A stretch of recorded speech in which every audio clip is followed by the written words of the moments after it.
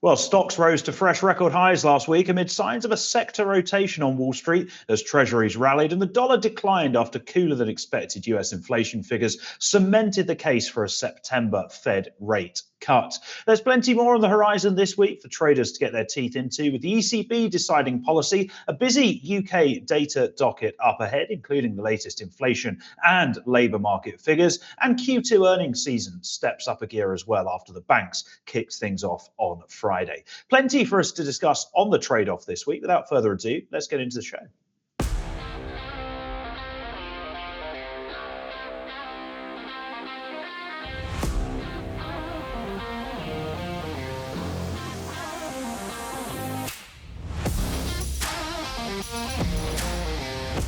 Well, it was a busy and volatile week in the markets last week, with the inflation figures on Thursday shaking things up. And joining me to try and make sense of everything that's going on, as always, is my good friend Ryan Littlestone from Forex Flow Live and Forex Analytics. Ryan, a very good afternoon to you. As always, we're filming this on Monday afternoon. Have you got over the crushing disappointment from yesterday evening just yet?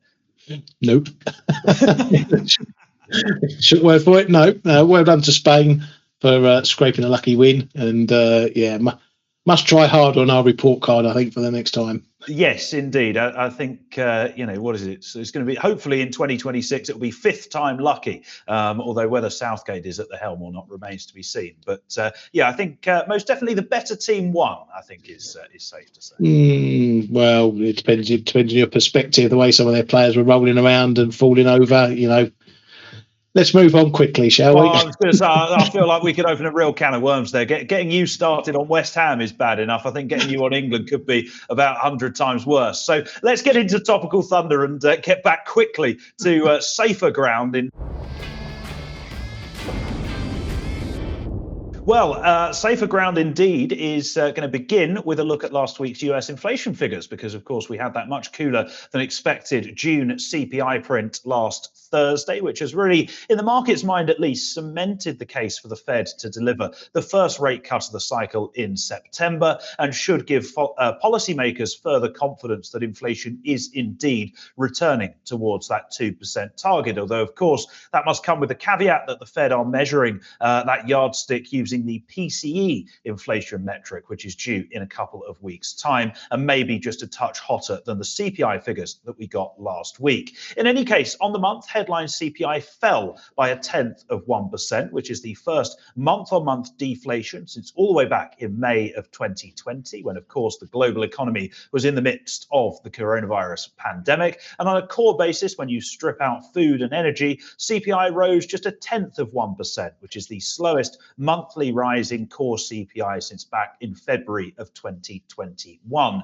When you look on an annual basis, headline CPI rose 3% year on year, which is its slowest pace in 12 months, while core CPI rose 3.3%, which is its slowest pace since back in April of 2021. So a lot of lowest since and slowest since there, and all of that in the market's mind has given the green light for a cut, and a cut very, very soon indeed, with the OIS curve now discounting around a 95% chance that the Fed do indeed kick off the easing cycle at the September meeting. And of course, continued signs of cracks emerging in the labour market, with unemployment having risen to 4.1% in June, are also cementing that case. Although it is worth noting that the curve does now price around 60 basis points of easing by the end of the year, which does seem a little bit punchy, particularly when you bear in mind that that median dot, although it is finely balanced, only points to 25 basis points worth of cuts before 2024 is out. Nevertheless, my view remains one that it has done for a while, that the Fed will begin easing in September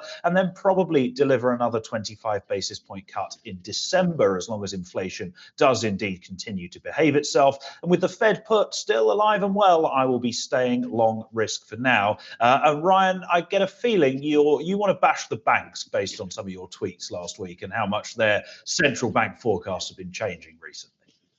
No, I'm going to leave those alone. They're bad. Otherwise, I'll get stuck into those like I would have in England. No, I want to pick holes in this CPI data. A lot's been made of it. It's 13 months above 3%, 13 months with a 3 handle on CPI. So I don't care what anyone else has said. We had Feds Goolsby, banging a victory drum, saying this is what inflation moving to target looks like. It's 13 months with 3% or 3 handle on it. Until I see a 2 handle on it and then see a mid 2% on it, it's still sticky, in my opinion. Wages went up year on year, weekly earnings went up, year on year, hourly earnings went up in that report. And wages is something that the Fed have been talking about as well. So they were high in that CPI. Then we got the PPI on Friday. That went higher than expected by quite a chunk as well. I'm calling into question the market's dovishness around these numbers. You're quite right. It's gone a bit too far, running up, nearly 3 cuts now for 2024, where they struggled to get 2 cuts in predictions recently. HSBC, in March, I think it was, they were favouring June and then moved to August, then they moved back to June, and then now they've moved to August again, and then they moved to November. So, I think they've only got a couple of months on the calendar that they haven't picked so far for a Fed rate cut. So there's still time for that yet. I think the market's gone too far with this. Does it mean that inflation isn't going down? No, of course not. But I've already seen some of the propeller heads, drawing up their numbers for PCE. And as you said, it looks like PCE might be going higher once you factor in all this data. So we're not there yet. The market is desperately looking for when the Fed's going to cut. And yes, September might be in the frame. I think we can rule out the next FOMC. September largely in the frame, as said, but we have to wait and see what the data does. Even that jobs data, it wasn't a collapse in the jobs data. The numbers were still pretty high in terms of the headline NFP. Okay, unemployment rate ticked up. Who cares? It's been around that 4% mark for forever. And wages, again, still around that 4% mark, even though it came down a little bit. So I'm not as inclined to get as dovish over this US data as some in the market, but other areas are flagging some real weakness. Indeed, yes. And we'll get into the policy outlook a little bit more in just one second. But I can get you a 2 handle on CPI, Ryan, if we go down to 2 decimal places where it was 2.98%. So, maybe you'll be a little bit happier now you've got your precious little 2 in. Oh, you've become one of those. Everyone's, working their way down the percentage points now and past the decimal point to try and fill their rhetoric and make them right. I don't care. It says 3%. It said 3% when it printed. That's all I'm worried about. I must admit that is bloody ridiculous, to be completely honest with you.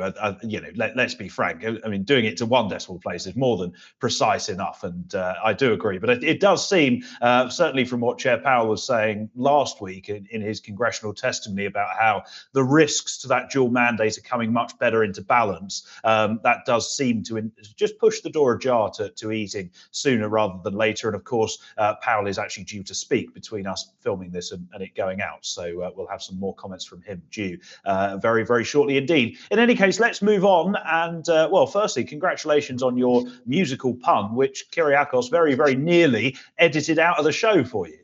Yeah, completely nearly torpedoed that one. That would have been a bit embarrassing trying to explain the pun in this one, but I hope at least a few of the oldies might get the reference for this one. It seems by luck or by design, some of these major central banks are happy to scoot off onto their summer holidays, leaving rates unchanged until they get back. The Fed and ECB have meetings in July, but signals and the data from those two suggest zero monetary policy changes. And the market, as we've been saying, is setting its sights on September, respective September meetings for both the Fed and the ECB. Now, the Bank of England do meet on the 1st of August. And last week, we finally got some members speaking after their sort of election hiatus. And Haskell, he gave no real indication he was ready for cuts. Peel was on the list as a potential close cutter in June. Even he was still pretty coy about whether they have the conditions in place for a cut. Catherine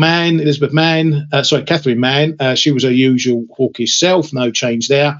And then on the other side, over the weekend, we've had Arch Dove, Dingra, popping up to push her rate cut case. So we're still left guessing regarding the BOE whether who are the remaining members are going to indicate the possibility of an August cut. Who were those near flip-floppers in the June meeting?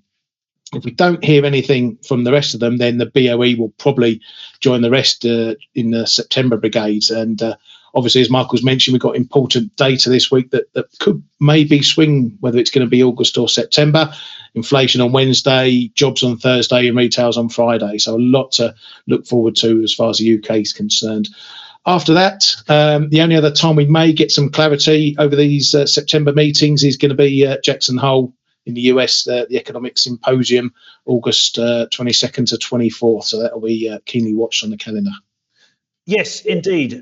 Jackson Hole coming around again. It feels like that comes around quicker every year at this point. I agree with you. Obviously, we hear from the ECB this week. They're not going to do anything. I don't think the ECB ever want to really do much at their July meeting. They would much rather not rock the boat too much and then all disappear off to the Med or wherever they're going to their sun loungers for their 6 or 7 week summer break. And as you say, see us in September when not only will they be back refreshed from their holidays, but also with the latest round of staff macroeconomic projections as well. And I think that's the same case with the FOMC. Of course, the September meeting is when we get the next SEP from the folk over in Washington, DC. And I think you're starting to see this become a little bit of a theme, actually, in terms of central banks wanting to normalize at a relatively gradual pace, i.e. a quarterly pace, and wanting to do so at meetings when they produce economic forecasts. And that is one of the reasons why, despite the perhaps more hawkish than expected comments that we heard from a few BOE policymakers last week, particularly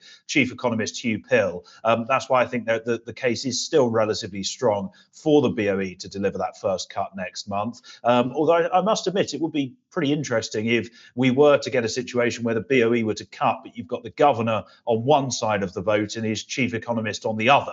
I think it could be quite difficult to explain the communications around that one. But nevertheless, I think before the tail end of summer, the BOE are really the only central bank of any particular interest until we get to Wyoming in late August.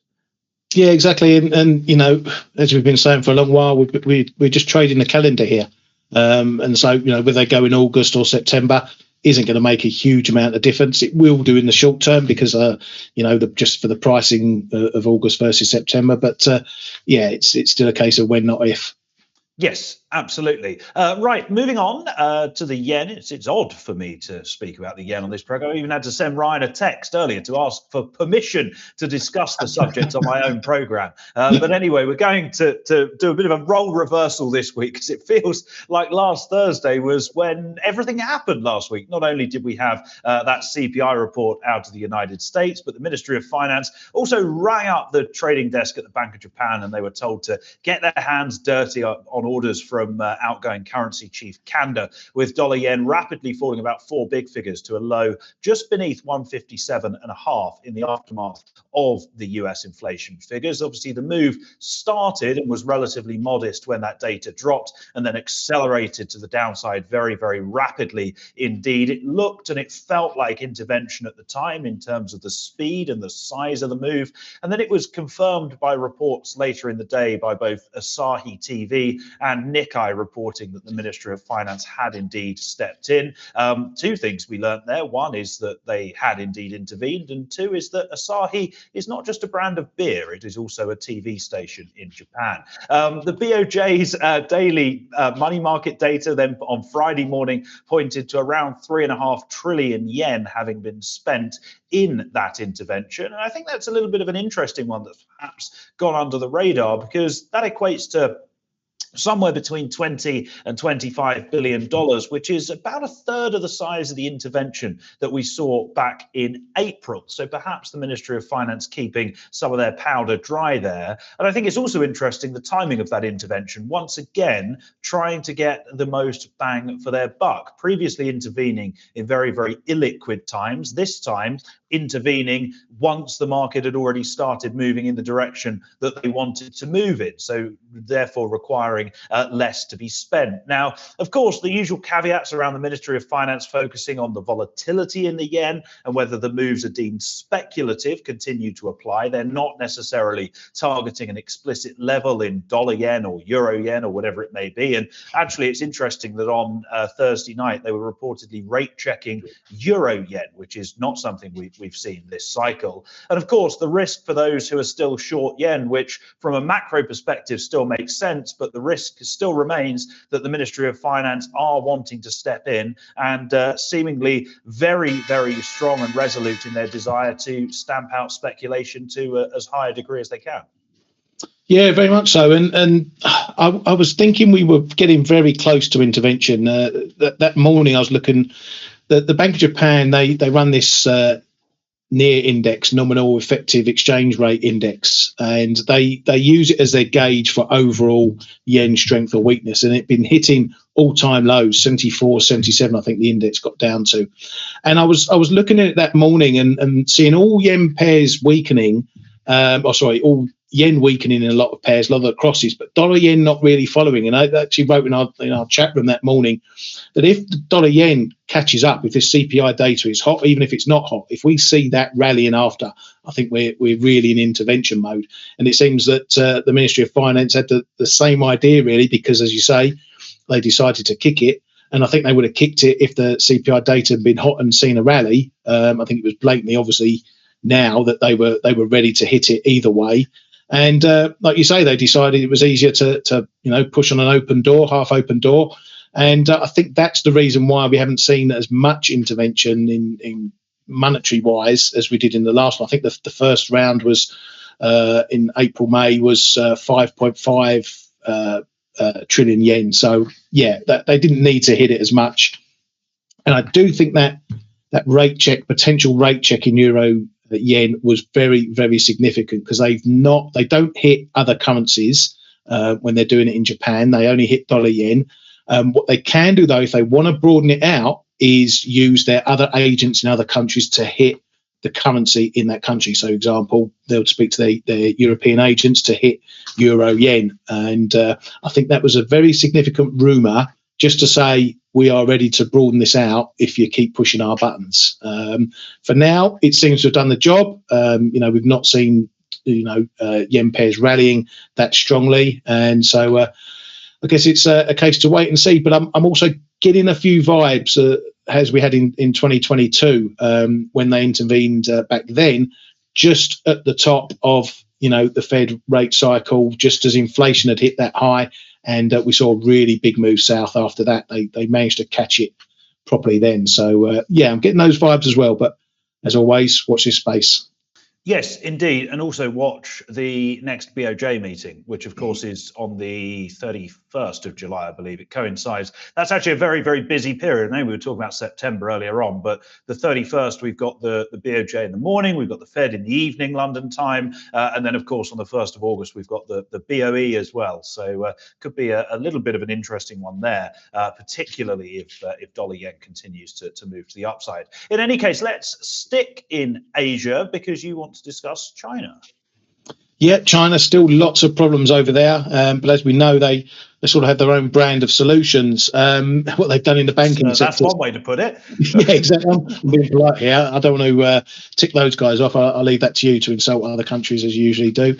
But they've decided to step in again, jumped in consolidating their own banking sector. They've just recently, just off the cuff, decided to fold 40 banks with sort of bad property exposure into larger institutions. That looks set to continue, and that's the usual China fix of if there's a problem, make it disappear completely.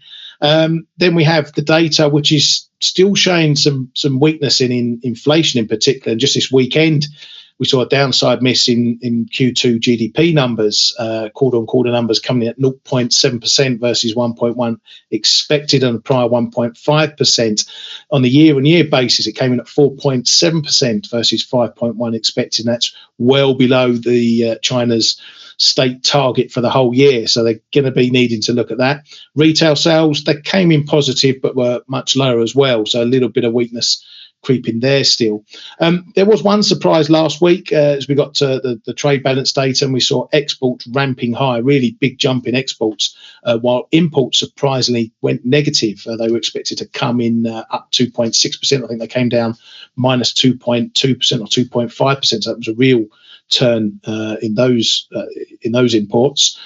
We still obviously have the geopolitical tensions bubbling. Among the latest are these EU tariffs on Chinese electric vehicles, which China are still going to be responding to.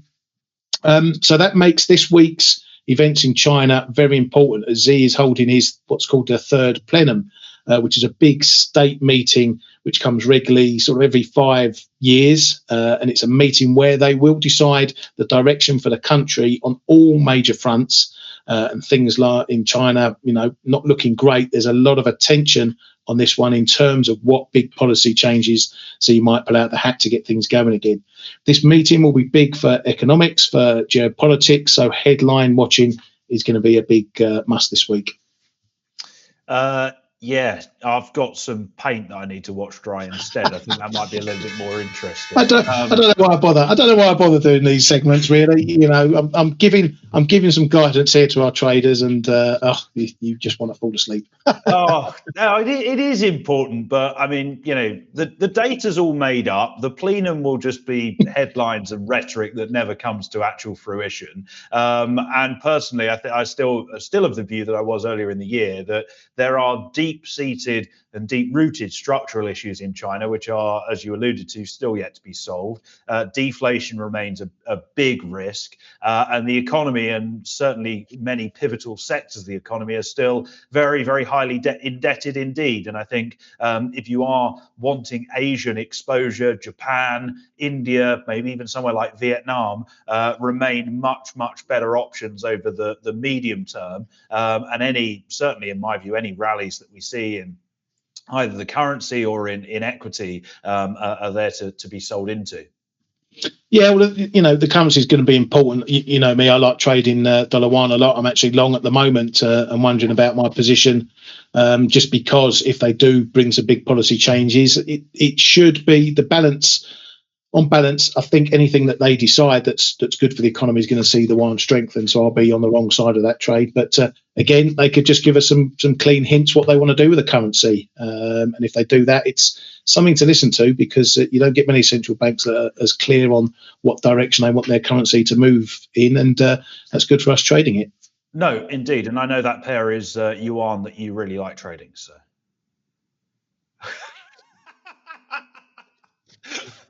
Sorry. There was me before the show bemoaning your lack of puns over some tweets this morning, and you've gone and where's my red card? Mate, we had a week off. We've got time to make up. I haven't got a red card. I'm going to show you that. There we go. Oh, right, there we go. Ryan's going to do that to set up. Let's move on.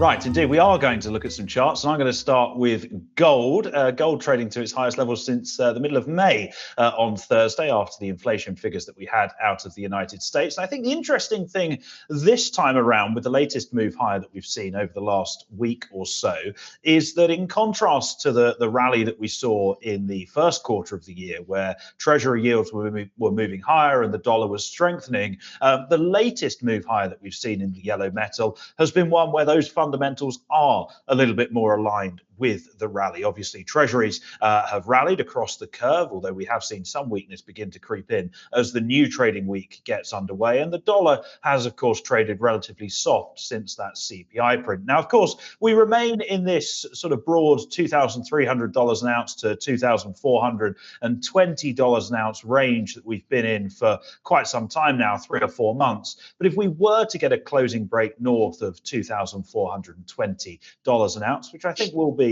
a relatively tough nut to crack, then that could perhaps put the bulls in the driving seat a little bit more and put a test of the prior all-time highs on the cards. And as long as we do see Treasuries continuing to rally, and if the dollar remains relatively soft, then I would be tempted to be buying dips here, so long as we remain north of that 50-day moving average, which as always is the pink line on the chart there, around $2,350 an ounce. But of course, if we were to make a closing break below that, then I would be reassessing that view. But I think gold is an interesting one that could perhaps be primed for a little bit of a breakout here. Yeah, an interesting one with this one is that we've heard that China apparently haven't been buying gold, which was we're back suspicion. On that again, are we?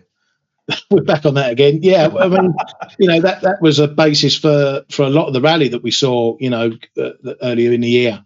But there have been some other headlines. There's been a few African countries who are apparently stepping in. I don't think they've got the beans to run this up another 1,000 ticks, but still that gives some buying impetus to it. So this one looks like it's moving more on what's going on in the fundamentals than it was before when we had that big rally up through 2000 and so on. Yeah, your levels are pretty solid. 24.20. I've just looked at my chart, and I mentioned it again in our chat room this morning, looking at the chart, and we've hit that pretty much on the head as we film this. So 24.20 is very important. Get above that, we need to take out that 24.50 high, and then we should be motoring on towards 2500. And you're right, if we're back below 2400, 2390 in the interim, that potentially puts us back in the box and keeps the range in play, and maybe have a look to the downside after that. But yeah, I like what you're selling, Mr. I forgot your name now. See, I know you like what you're selling, Michael. And probably I've got your surname already. Brown. And that's it, Mr. Brown. How can I forget that? See, old age. But yeah, I like your thoughts on this one, and it's definitely looking a bit bullish at the moment. Thank you, mate. Applications for a new co-host on the trade-off are now open.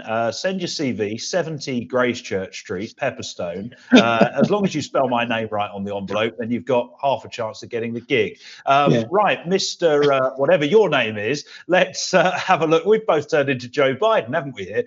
Let's have a look. Let's have a look at Treasuries. I don't know if I want to now. But yeah, I might forget your name again. Oh dear, sorry, mate. Very embarrassing. Yes, a bit of a Biden moment. Anyway, let's try and get through this section without mucking it up. So when talking about the fundamentals, we know where US yields go. The dollar is sure to follow, and we might be on the cusp of a big breakdown in both the dollar and yields here. Since we last did the show, the dollar has really taken a bit of a turn for the worse. Once again, we're in that situation where the market is hitting the dollar on any minor data point miss as it continues to hunt for that first Fed rate cut. Now, the Fed has cut trade, or, it's been a 9-month itch that the market's been scratching throughout this. So it's been going on a long time now, how trying to catch out when the Fed's going to cut. This time it might be finally on track, the market, to see when that cut is coming, if it's coming soon, just because we've seen this more broader weakness in US data. And in advance of that, yields continue to drop, and tens are trying to make their mind up around this big 420 level. It really has been a significant level for quite some time. And if we do drop through below it and hold below it, we're going to see the dollar continuing to drop. But I don't envisage we're going to see any sort of collapse unless the data really starts collapsing too. But it could be a bit of a grind south. And even if we get good data, I don't think any rally in yields or the dollar is going to last long at the moment. So for me, I'm seeing enough evidence from various sectors in the US economy that this real trend softness is starting to be seen. And for now, that softness is still soft landing softness. A lot of softs in there, I can tell you. But as usual, the market always likes to get far more bearish than it needs to, as we were talking about earlier. And that obviously can be reflected in price moves. If we do see a move south in yields, then you're going to look at pairs like cable, euro, dollar. They're going to remain well bid and keep rallying. So my question to you, with the market currently as they are we going to see my 111 soon, Michael? Well, I hope not, because otherwise I've got a rather large lunch bill to pay once again, haven't I? So, you know what, I might end up having to just go long the euro to hedge my bets on that one at this rate. Hedge lunch. Yeah, exactly that. But I do want to talk about the dollar. You mentioned cable and some of the moves that we've seen there, and I think, certainly cable bulls are enjoying themselves of late. Spot cable trading to its best level in just over a year, and kissing that 130 figure on Friday, just shy of that level as the new trading week gets underway. But I think perhaps the market has got a little bit overexcitable here. The rally that we've seen has been built, of course, on two things: the cooler than expected US CPI figures that we had last week, plus that perceived dovish shift in BOE speak with Hugh Pill, as we mentioned earlier, casting some doubt on the idea of an August rate cut. But it is a huge week ahead for the pound, for the UK economy in general. And actually, in terms of that August BOE decision, I think this week's data is either going to seal the deal for an August rate cut or put many nails in the coffin of that idea. Of course, we have inflation due on Wednesday, labour market figures due on Thursday, and then retail sales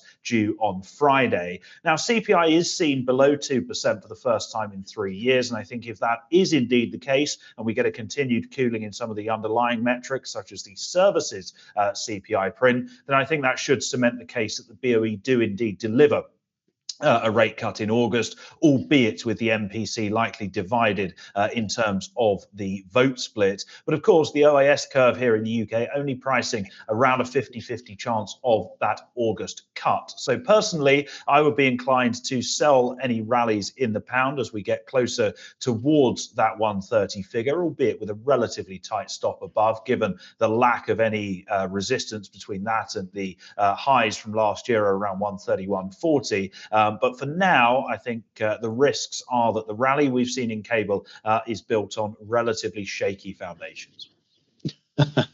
I might have to disagree with you yet again. Michael. Here we go again. No, I think that the pound at the moment is seeing a bit of that exceptionalism again that we saw at various points this year. You know, every time we see a dip in the quid, it tends to get bought up, you know, a bit more than we've seen in the euro. So I think that's going to continue, but you know, all these moves are going to have their limits. At the moment, 130 is the limit here. I think the data is going to be very important this week, as we pointed out, as you've pointed out. Rally sells, you know, it's a big level up here, 130. We've tried it a couple of times this morning, and we've held it at the moment, so it is a big old level. My worry would be, where do we go if we do break it? It could be a pretty fast trip up to that 131 highs that you got on your chart there. But if the data goes the right way, you're going to see those August rate cut bets picking up, and likely seeing the pound dipping. But you know, the dip is going to be the thing to watch, I think. But I'm not going to say too much of that now. No, I wonder why. Oh, now I know why, because I've got ahead in the script. Right, before we get there, let's have a look at dollar CAD. Yeah, dollar CAD. Come on, keep up. Come on. Oh, God, blimey, you've got me on the back foot now. See, all flustered. Another big week for the loonie. We've got Canadian inflation data Tuesday or today, as you're going to be watching this, and it could be another big data point for the loonie this month. Last month, we saw a bit of a surprise bounce in CPI after it had been steadily coming lower. You may remember, you may not. The BOC core measure dropped from 2% in March to 1.6% in April, marking it as one of the first majors to print a one handle on inflation and getting the BOC all dovish on cuts. Then last month, it jumped back up to 1.8%, highlighting the use of bumpy as a term that many central banks are using to describe inflation at the moment. This month, inflation is expected to come out roughly unchanged to maybe a bit lower in a lot of the 25 measures that they like to use to count inflation. Excuse me. So for the dollar Canadian, we've tested and held a real humdinger of a support level around 135.85, 136, and we've been capped by another pivotal level around 136.50, though we did have a little break this morning.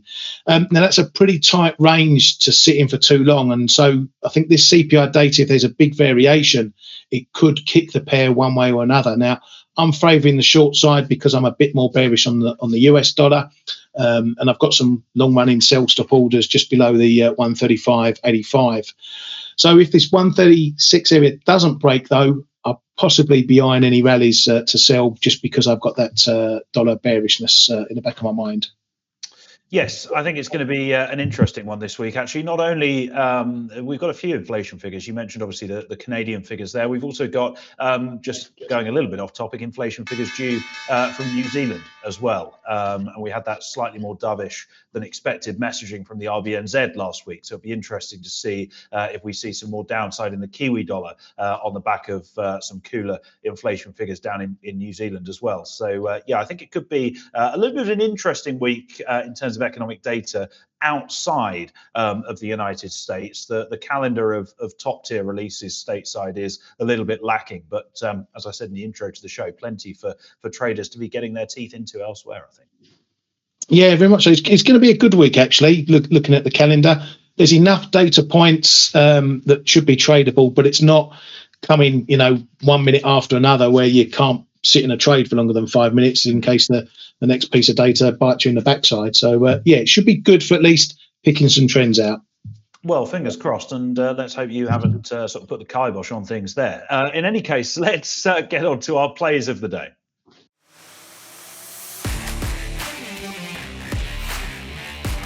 Well, based on what he's just said, it sounds like Ryan's play is long vol rather than anything to do with cable, but we'll get onto that in a second. I want to discuss the dollar first of all. I'll keep things relatively short and sweet because, as you can see on the chart there, the dollar index has come all the way down to test the 104 figure, which is, of course, the bottom of the range that we've been trading in since the middle of March, which is broadly 104 to 106 and a half. This is a little bit similar to my cable view earlier, actually, in the way that I think upside there is a little bit overdone. I think some of the downside that we've seen in the dollar is probably a little bit overcooked as well, particularly with the market now pricing just over 60 basis points worth of Fed cuts by the tail end of the year. And of course, recognizing the fact that the US still looks like it's on course for a soft landing with growth. Yes, it's slowed, but it remains a hell of a lot rosier, the economic outlook in the United States, than it does in other developed market economies and in some of the dollar's G10 peers. So short and sweet, I'm buying the dollar dip right at the bottom of this range that we've been in for some time. I think that range is going to remain in place, and I'm happy to be scooping up the dollar right here. Ryan, I feel like you're going to take almost the polar opposite view to what I've just outlined. Not quite, almost. And but there's actually two reasons why I picked cable as my play of the day. Firstly, most importantly, because I see it as a potential trading opportunity. But secondly, I think there's a lesson here too. You've already shared your preference for shorts into 130 here. So your bias is a bit more bearish, whereas I'm looking for a dip to buy. So my bias is bullish. The fact of the matter is that despite, seemingly having opposing opinions, there's a chance we could both be right. You could have that short view from 130 and run it right down into my long view lower down. And, I buy the dip, you sell the rally sort of thing. So we could both be right. And in trading terms, both make money. So that's an important lesson. I think you don't need to have, a different trade just because you've got different opinions. You can both make money on different opinions. So if the data this week sets up a cut for at the August meeting, I'll be looking to trade a dip maybe down to 128.50, 128, that big break point, as I think that continued dollar weakness would see that move reverse pretty quickly, as obviously the dollar trade is the far bigger one. Plus, while an August cut would be a bit of a surprise in terms of current pricing, it's not in the grand scheme of things, where still a cut is still a case of when, not if. So I'm looking for a nice dip to buy in this one and see it rallying back up again. Good stuff. An important context as well. That does bring us to the end of another show. Thank you very much, as always, to Ryan Littlestone from Forex Flare Live and Forex Analytics for joining me, even if he did forget my name halfway through that recording. It's a pleasure, as always, to work out exactly what's going on with you, mate. Oh, God, let's not. Thank you very much, as always, for watching. I hope you've enjoyed the show. If you have, drop a like on the video, leave a comment as well. Let us know how you're trading the markets, or if there's anything you'd like us to discuss in next week's episode. And that is indeed when we will be back with another edition of The Trade-Off. In the meantime, have a very, very good week ahead. Thanks as always, and goodbye for now.